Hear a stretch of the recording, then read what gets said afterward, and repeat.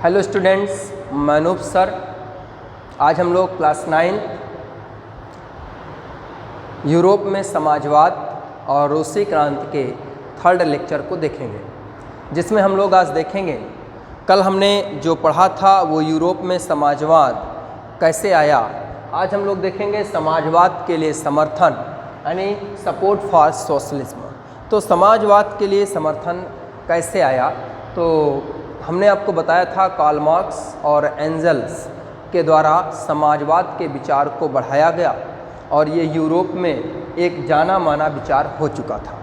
अब अगर कहें तो 1870 के दशक को आते हुए यानी 1817 के आसपास अगर कहें तो समाजवादियों द्वारा अपने विचारों में समन्वय लाने के लिए या कहें कि जो उनकी विचारधारा है उनमें समन्वय स्थापित हो सके, इसके लिए उन्होंने एक इंटरनेशनल संघ या इंटरनेशनल संस्था या इंटरनेशनल बॉडी तैयार की, जिसका नाम था सेकंड इंटरनेशनल।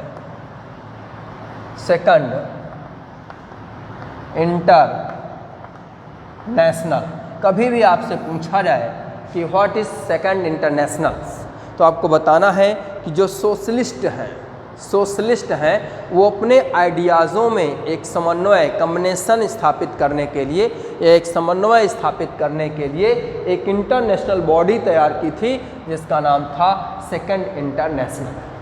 ठीक है ना। समाजवादियों द्वारा अपने विचारों में समन्वय स्थापित करने हेतु एक अंतर्राष्ट्रीय संस्था बनाई गई, जिसे द्वितीय इंटरनेशनल कहा जाता था। इस अंतर्राष्ट्रीय संस्था के बाद अगर कहें तो इंग्लैंड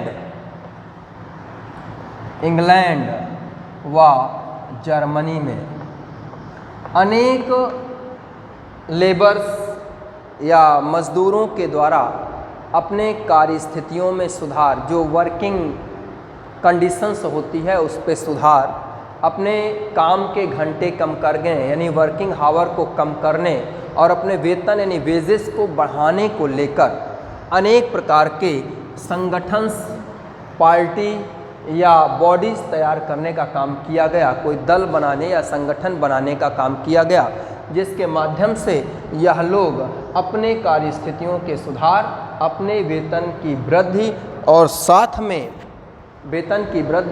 साथ में अपने वर्किंग हावर को कम करने के लिए अपनी मांग प्रस्तुत करते रहे। तो इनके प्रयासों से जो मुख्यतः गठित पार्टियां हैं उनके बारे में जानना है। तो सबसे पहले हम लोग जर्मनी की बात करते हैं।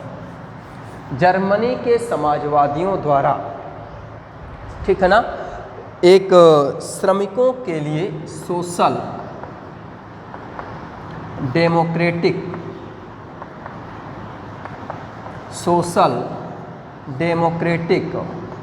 पार्टी की स्थापना की गई। इस पार्टी को मजदूरों को यानी वो जो वर्कर्स हैं उनको इसका सपोर्ट भी मिलता था, साथ में इलेक्शन के समय इसका प्रचार प्रसार भी करते थे और इसके लिए या इसके उत्थान के लिए वह प्रयास भी करते थे।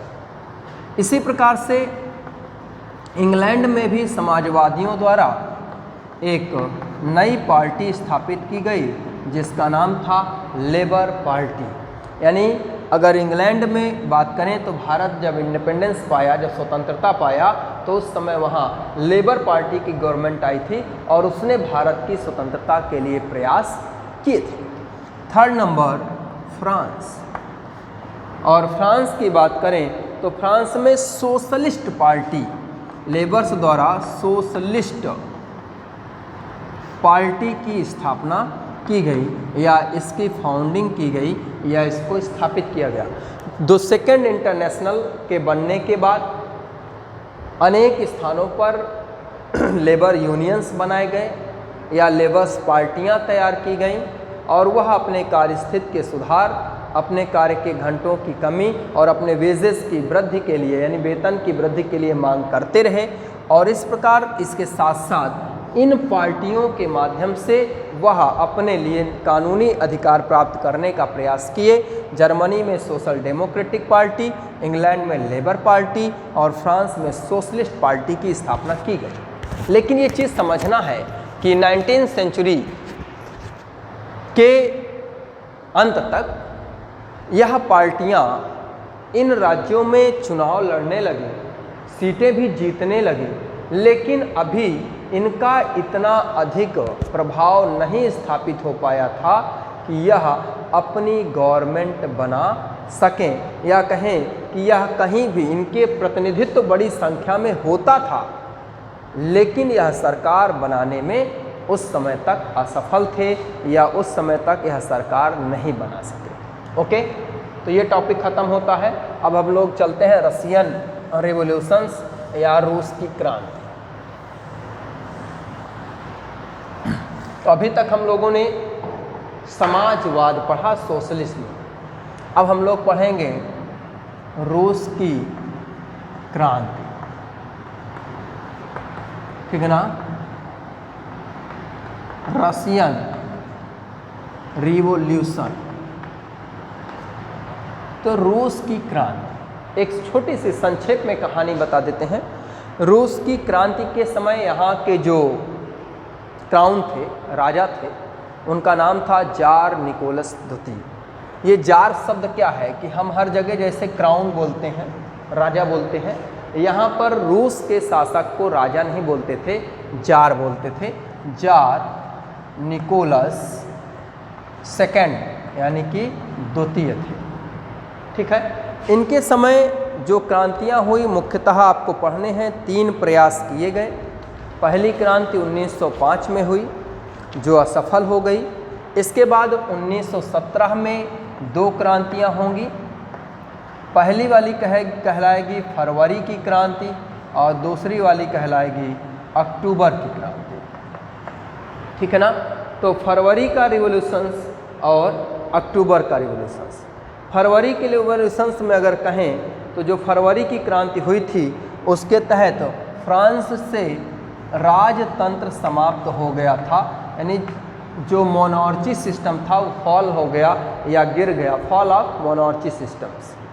और जो अक्टूबर की क्रांति थी उस क्रांति के तहत रूस में समाजवाद को लागू किया गया, या कहें कि socialist took over the governments, यानी सरकार में समाजवाद को स्थापित किया गया और ये कार्य करने का प्रयास लेनिन के द्वारा किया गया था।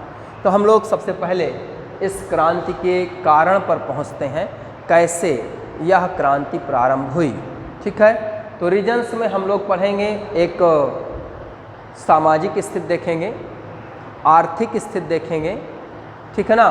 कुछ बीच में राजनीतिक स्थिति भी आएगी, पॉलिटिकल रीजन्स भी आएंगे, और लास्ट में हम लोग देखेंगे 1905 की क्रांति का प्रभाव और प्रथम विश्व युद्ध। ये है रूस की क्रांति के कारण। तो फर्स्ट नंबर राजनीतिक कारक या पॉलिटिकल फैक्टर। कौन से पॉलिटिकल फैक्टर्स हैं जिसके कारण रूस की क्रांति हुई? तो रूस की क्रांति के समय वहाँ के शासक बताया गया जार निकोलस द्वितीय थी, और वहाँ की जो महारानी, जार की जगह जारीना, जार और जारीना अलेक्सांद्रा, वहाँ की महारानी जरीना अलेक्सांद्रा, ये जर्मन मूल की महिला थी, ठीक है ना, जर्मन महिला थी, और ये अत्यंत क्रूर घमंडी थी, ठीक है ना। और इनका प्रभाव या इनका इफेक्ट निकोलस द्वितीय पर बहुत अधिक होता था। एक इनके साथ एक ढोंगी साधु था जिसका नाम था रासपुतिन। तो रासपुतिन और अलेक्सांद्रा के सलाह के कारण निकोलस द्वितीय जो शासन करते थे उसके कारण लोगों के बीच ये मोनार्ची सिस्टम है, ये राजतंत्र सिस्टम है, उस समय अत्यधिक अलोकप्रिय हो गया था। अगर बात करें तो उस समय तक 20वीं सदी की बात करें तो 20वीं सदी के प्रारंभ तक यूरोप के सभी देशों से मोनार्ची सिस्टम समाप्त हो चुका था। क्राउन यानी राजा किसी न किसी रूप से पार्लियामेंट यानी संसद के अधीन हो चुके थे। एकमात्र कंट्री बची थी वो था रूस, जहां अभी भी मोनार्ची सिस्टम चल रहा था। इसलिए यहाँ के लोगों द्वारा या कहें कि जो मोनार्ची सिस्टम के लोग हैं उन लोगों द्वारा यहाँ से इस व्यवस्था के विरुद्ध समाप्त करने का प्रयास किया गया। तो वो कमियां क्या थी, उसमें पॉलिटिकल फैक्टर हम लोग देख रहे हैं। जार निकोलस द्वितीय थे जो अपनी पत्नी अलेक्सांद्रा के प्रभाव में काम करते थे। अलेक्सांद्रा और रासपुतिन द्वारा ऐसी घटिया सलाह दी जाती थी कि धीरे धीरे यहाँ का जो मोनार्ची सिस्टम है वो अनलाइक्स हो गया या लोगों के बीच अलोकप्रिय हो गया। ठीक है, एक छोटी सी कहानी आपको बताते हैं अलेक्सांद्रा की। फर्स्ट वर्ल्ड वार का टाइम चल रहा था, रूस के लोग भूखों मर रहे थे, जो मजदूर वर्कर्स थे वो भूखों मर रहे थे, और उसी समय ये अलेक्सांद्रा नगर भ्रमण पर निकली थी। जैसे ही इनका रथ नगर भ्रमण के लिए निकला तो जो मजदूर थे वह जो है इनके रथ के पीछे भागना शुरू कर दिए और यह मांग करने लगे कि उन्हें रोटी दो। लेकिन अलेक्सांद्रा का जवाब था कि रोटी नहीं मिलती तो केक खाइए। यानी जो ये महारानी जरीना है, यहाँ की जो जरीना है अलेक्सांद्रा, इनको अपने फ्रांस के लोगों की परिस्थितियों की इतनी भी जानकारी नहीं है कि जो लोग रोटी नहीं खा सकते वो ब्रेड कहाँ से लाएंगे। ओके, चलिए ठीक है, हम लोग अब पॉलिटिकल रीजन्स के बाद बढ़ते हैं इकोनॉमिकल्स यानी आर्थिक फैक्टर्स।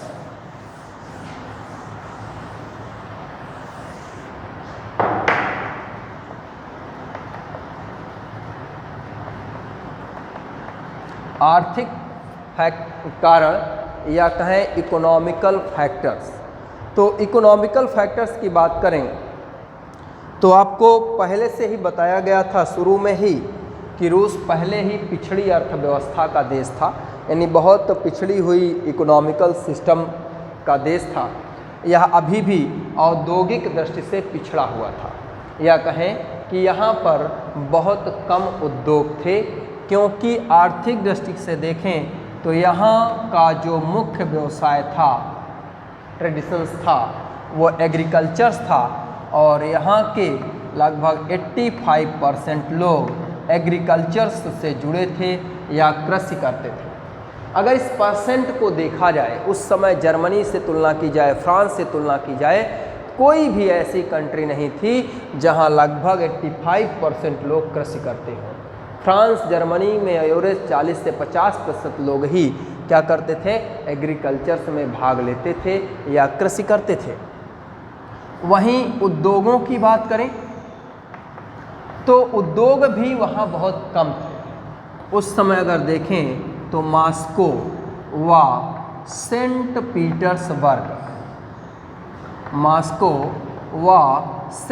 पीटर्सबर्ग में थोड़े बहुत उद्योग स्थापित थे, या कहें कि थोड़े बहुत कल कारखाने संचालित हो रहे थे। ठीक है ना। अब इसमें सेंट पीटर्सबर्ग और मॉस्को की बात करें तो सेंट पीटर्सबर्ग और मॉस्को में थोड़े बहुत उद्योग संचालित हो रहे थे, यानी बहुत अधिक उद्योग नहीं थे। यहाँ पर उद्योगों की दो कैटेगरी थी,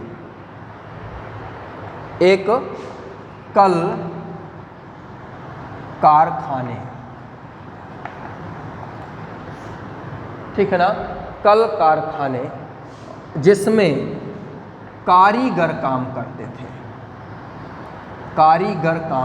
थे, और दूसरा कारखाने या बड़े कारखाने कर दीजिए, बड़े कारखाने जिसमें अगर कहें तो मजदूर काम करते थे या जो वर्कर्स हैं या लेबर्स हैं वो काम करते थे।